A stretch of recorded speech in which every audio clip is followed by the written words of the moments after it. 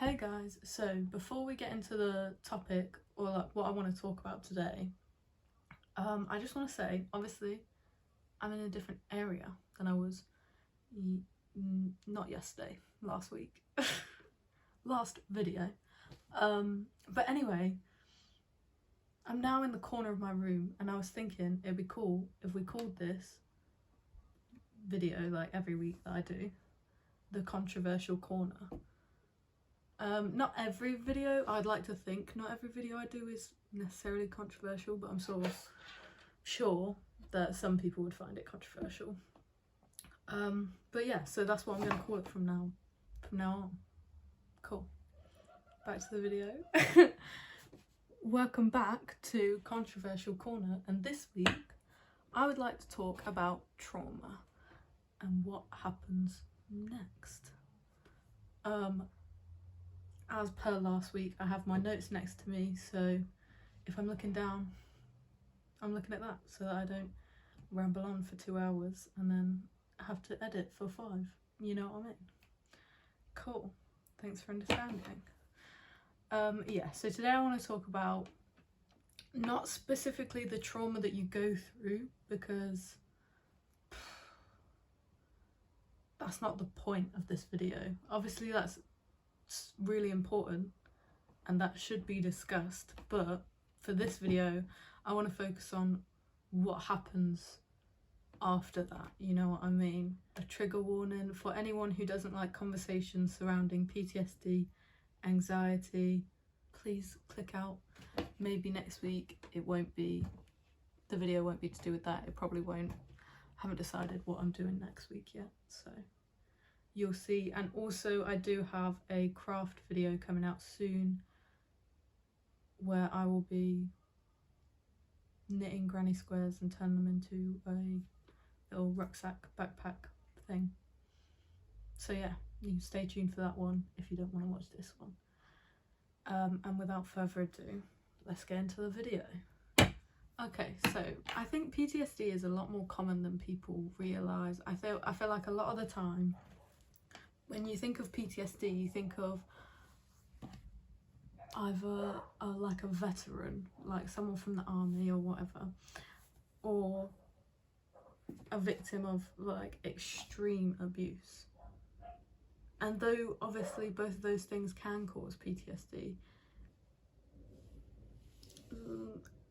all types of trauma can cause PTSD, you know. And statistically 20% of people in the UK who experience a traumatic event will develop PTSD, which is like luckily lower than I thought it was going to be, but still a crazy high number, you know what I mean? There's obviously loads of different ways that these people will cope with that PTSD and that trauma as well. Some people might just do that classic thing that I feel like every like dad does, of just closing themselves off emotionally for probably the rest of their lives. And then some people like myself will spend all their time overanalyzing everything and like trying to force myself to pretend that nothing bad ever happened and just live life like a normal person, and then every 3 months having a full breakdown because I've not addressed any issues for like at all. But then sadly the most common thing that happens is that people who experience PTSD, especially young people who experience PTSD, will develop a need for substance abuse. The healthier ways to get help just aren't as accessible as they should be. Like, it feels almost impossible sometimes to get therapy. I've done the like online referral thing to Steps to Change, which in our area is like so it's like NHS therapy. I don't know if it's only in Lincolnshire or if it's in the whole of the UK, but anyway, it's NHS therapy. I don't know how many sessions you get, but my point is that I've done the referral form I think like 3 times now. The 3rd time was literally last week, and I haven't heard anything back from them still. So it's really hard, especially if you're someone who doesn't have money to just pay for a private therapist. It's really hard to get the help that you actually need, to get the therapists or to go to the doctors. A lot of the time, not in a mean way, I'm not shitting on the NHS, but a lot of the time doctors can be dismissive. Not all doctors, but a lot of them will boil it down to like, oh yeah, just take this medication, you'll be fine. And medication works for some people, it doesn't work for other people. It didn't work for me. After a while, it just didn't really do what I wanted it to do, to say the least. But yeah, sadly I couldn't find any statistics on that, but at least in my experience it feels like it's difficult to even get your foot in the door with therapy, let alone then continue on with therapy. And on top of how difficult it is to get therapy, it's just a hard thing to go through as well. Like everything that you've relived every day, like the whole reason you want to go to therapy is to not relive it anymore, and you have to relive it all over again to tell them what happened and go through why it happened and go through why you feel that way and all of those things. I imagine I haven't actually been but yeah, so statistically, I think it was like 12.1% of the UK's population have sought help for mental health problems, so like actually gone to the doctors, and about 10% of them, just below 10%, sorry, are on medication, and about 3% of those people are receiving therapy. So even like when you go through the steps of trying to get better and trying to change, therapy is not only one, hard to get a hold of, but two, it's not that encouraged in my experience. Doctors will say like, hey, have you put a referral form in for steps to change? And then you're like, yeah, I have. And then that's it. So far. They might text me today, that would be super awkward. I'll have to edit out this whole section. So let's get on to the things that at least I have done pre getting any help, like medically, post-trauma. So like I said before, I personally didn't turn to drugs, not because, I mean, there is obviously something wrong with doing drugs, but it's not that I didn't think about it, you know what I mean? Obviously, I think anyone who's been through a traumatic event can attest to like the idea of having something that can turn it off in a way, or at least temporarily turn it off.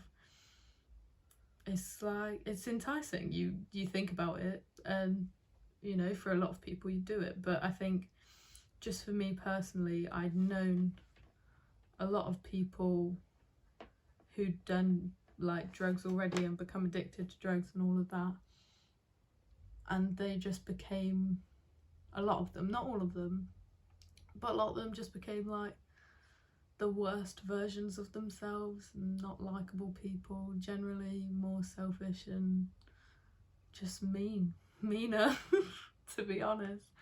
And you know, I'm not my favourite person on a good day, so I would not want to find out how much I don't like myself on the worst day, essentially.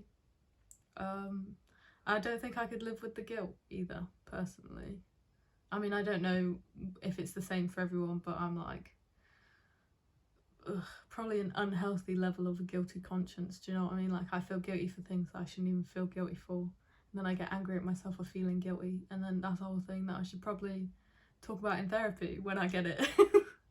So yeah, I don't think I could cope with that either. But because I didn't do drugs and use that to self-medicate, there was many other ways that I did,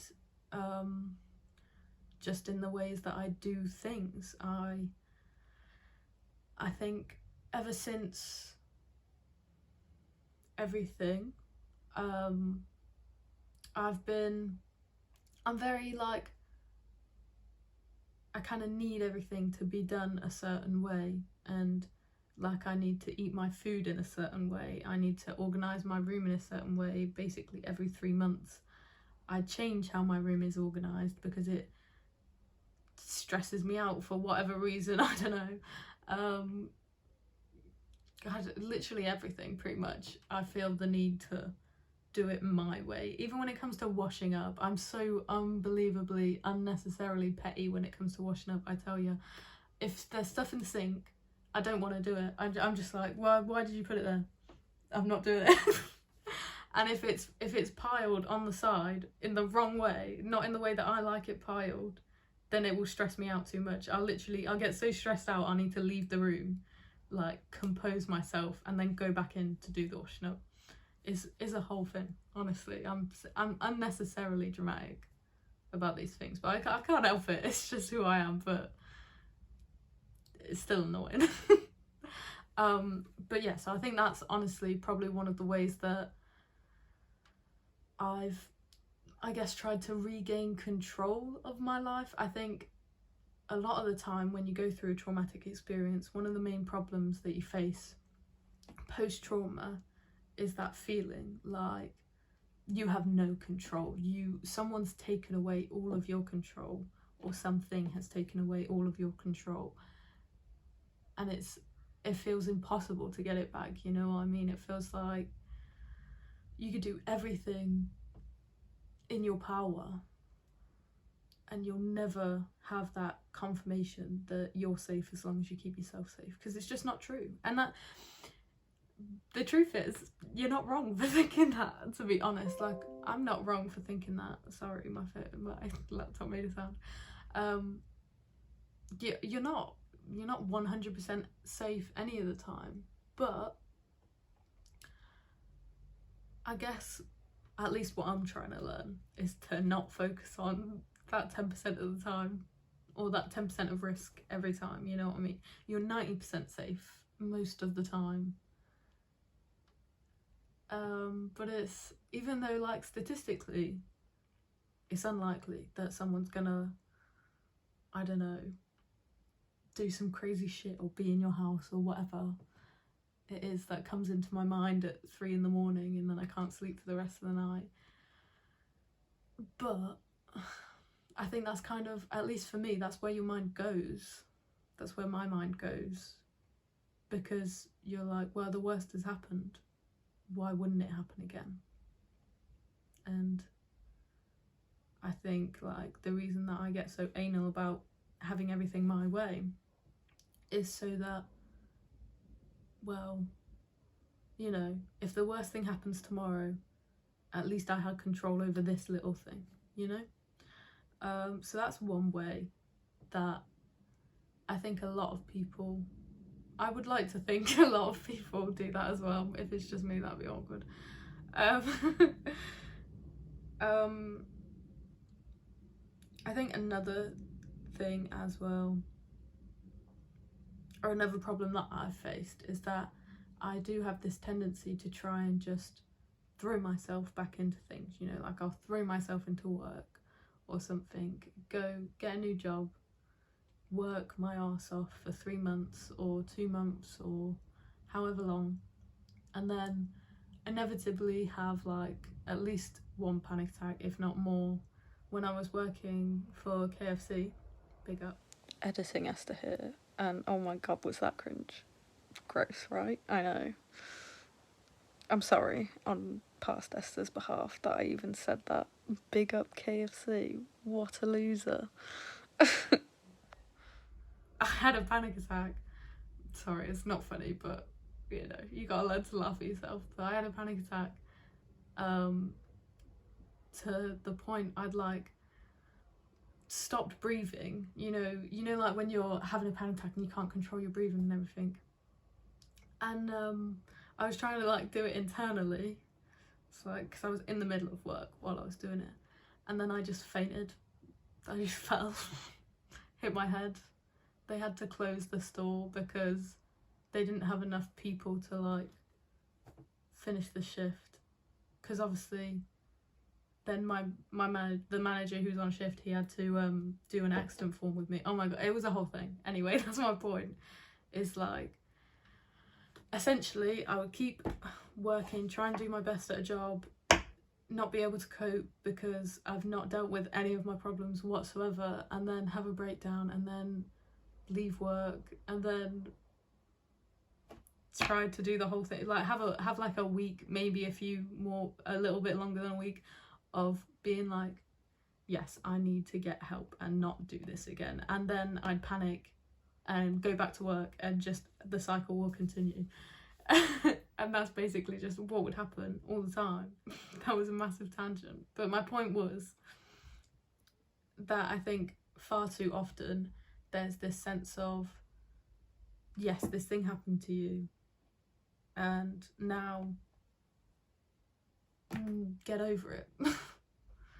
Just go back to work, just do what everyone else does and get over it, you know. Especially from like the older generation, there's this general attitude of, yeah, we've all gone through trauma, so why is yours any more important?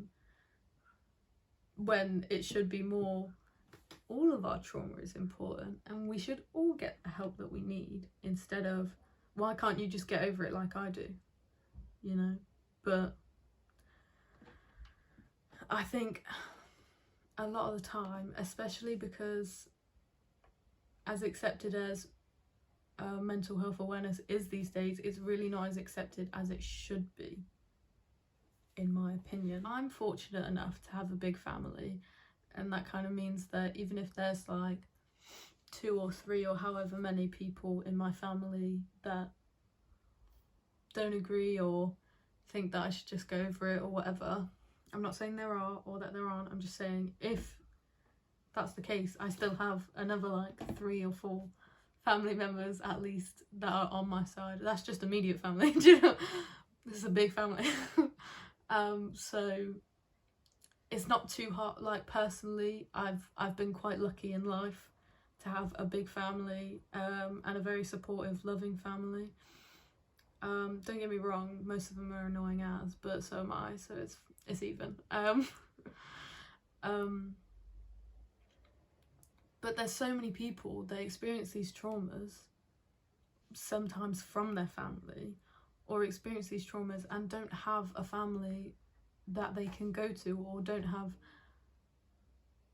or their family aren't the type of people they can go to and get support or encouragement to get support professionally, you know.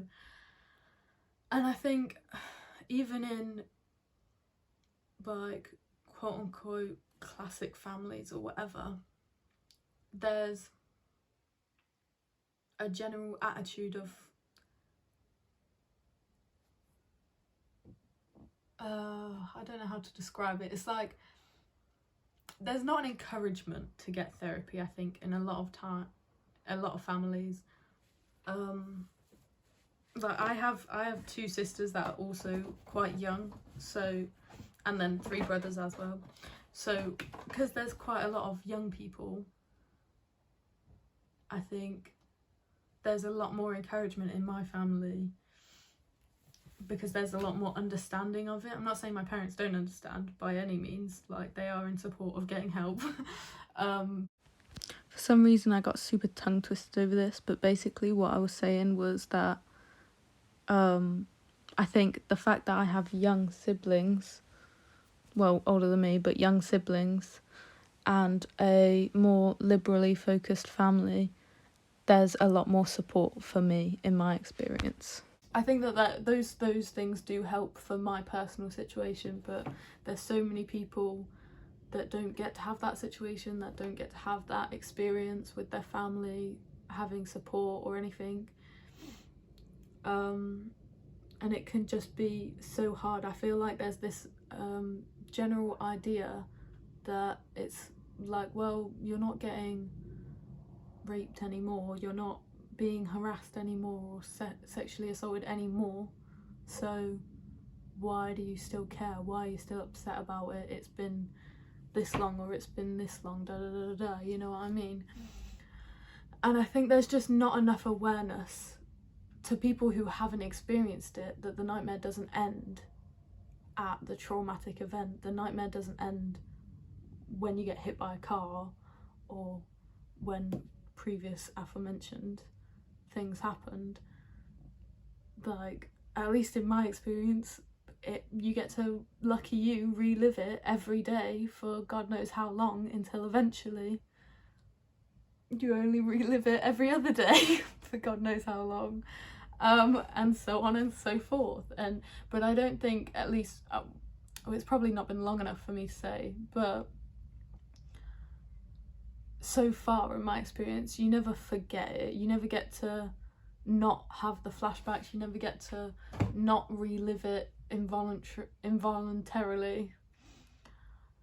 It's kind of something that's just always there. It's always with you, and even though you know other people don't see you like that necessarily, it's like a part of you will always see yourself as, I was this and now I'm this. That's how it feels for me anyway. And it's really important that people who are going through that, whoever they may be, get to experience the support to get help. Because I think one of the things that puts people off the most is not having the encouragement in the first place. You know, people being more like, well, it'd be better if you just focus on paying bills, or focus on getting a partner, or having a good relationship, or having children, or having a good career, or whatever it is that isn't your mental health. 9 times out of 10 you'll be encouraged to do more than get help, and it's just not fair. People need to be supported more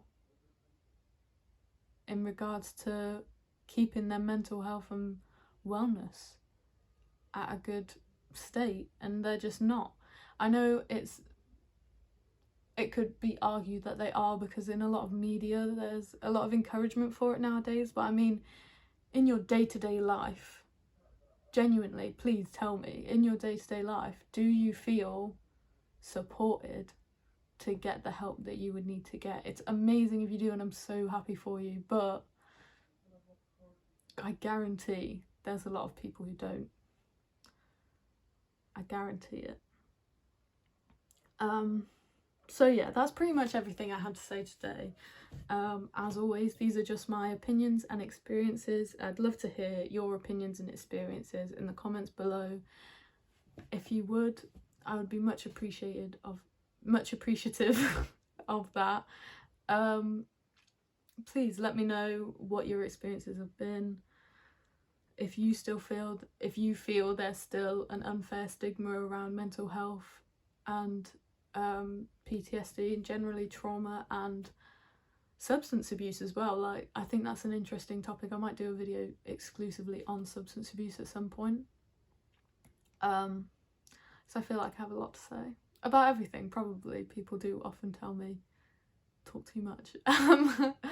That's why I have to do so much editing with these videos, because I just ramble for too long. But no, yeah, let me know in the comments below. If you like this video, please give it a like and subscribe, because I would love to give you these videos every week for the rest of my life. So anyway, have a good rest of your day. See you later, skaters. Bye.